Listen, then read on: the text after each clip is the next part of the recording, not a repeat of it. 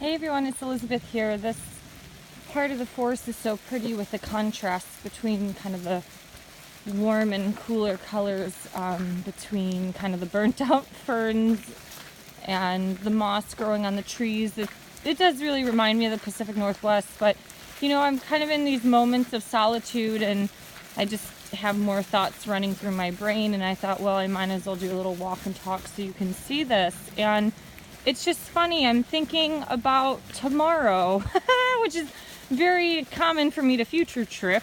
But I was thinking, tomorrow's it. It's my last day. It's one slog of a walk, a 26K. And honestly, it's like, I was thinking back to Barcelos in the video I did. I was in so much physical pain that I did not think I would be able to do this Camino at all. And I feel fine. My feet don't hurt. I'm walking on cobblestones, on uneven rock, and I'm doing fine. I'm doing great. It's really spiritually. I try to balance logic and spirit and thought, because some spiritual people can overthink things, and then they get so lost. They become lost souls because all they do is overthink stuff from a spiritual perspective. And every time I do these videos, I find these cool things to photograph on the moss that looks amazing.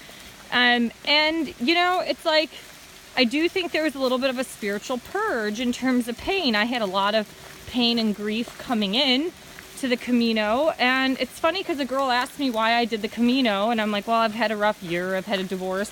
And honestly, divorce hasn't even been really in my brain that much. I guess when I get back to reality, I have to, deal with that. But it's kind of like the purge happened, and this trail did it. It purged the junk out of me. There's processing of emotions just because that happens, and all of us from whatever part of the world, we have to deal with our daily stressors and our politics, and sometimes that does come in conversation on the Camino, but for the most part it's a pretty happy and joyous place to be, kind of like a fantasy land. But as this rain happens, I am just thrilled about the rain. I guess if it was 40 and raining, my knees are like the barometer. They would they would know when we're coming to the freezing point, but it's around 50 degrees, so at least it makes it bearable. But this is what life is. It's just pushing through these barriers. If I had it my way, I'd be walking in sunshine, and that's not the way it goes. And you just got to keep moving and pushing through. And I think that's a big thing about what I'm hearing from a lot of people, in addition to the more communal experience. Like some of the ones that are staying in the albergues, they go to bed together, they wake up together, they well, technically I guess they shower almost together, with a layer of a curtain between them. But you're doing all of these intimate things, from cleaning your clothes, to cooking, to eating out, to walking together. I guess I'm a little in the middle on that half and half, because I just don't get attached to things or people.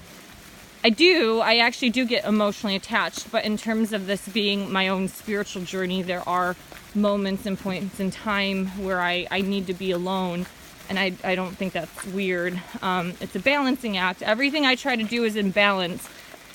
Time with people and time without people. I absolutely am so against codependency. I can make my own plan and have my own thing going on, in addition to doing some things that I want to do, and not always having to be on other people's time schedule. But that's in terms of being the Camino. But it'll just be weird to wake up and not put the bag on my back on November 1st. And the funny part about doing this trip when I did is that I chose to do this trip just you know, based on like how flights and stuff worked out. But I would say that certain things happened or occurred at its own natural point in time, which is one of the biggest things I'm trying to convey here. Oh, hey, hola. I'm like, which way? This way. It's one of the biggest things I'm trying to convey here, because I walk in on Halloween, which is, you know, not exactly my favorite holiday anymore. It's just getting too weird and too consumeristic, and some of the Spanish people and Portuguese people are laughing like, because you Americans, we celebrate Halloween now, which has nothing to do with our culture, and which is 100% true. And then I get to go to this amazing mass on the 1st of November, 11/1/2018, 111, and that's a cool tree. And that was all just kind of on a whim planned in America. And I didn't research it. I didn't really realize that it was All Saints Day and there's going to be a special mass on the 1st of November in Santiago. And so it's like I didn't plan to go to Sevilla during Corpus Christi.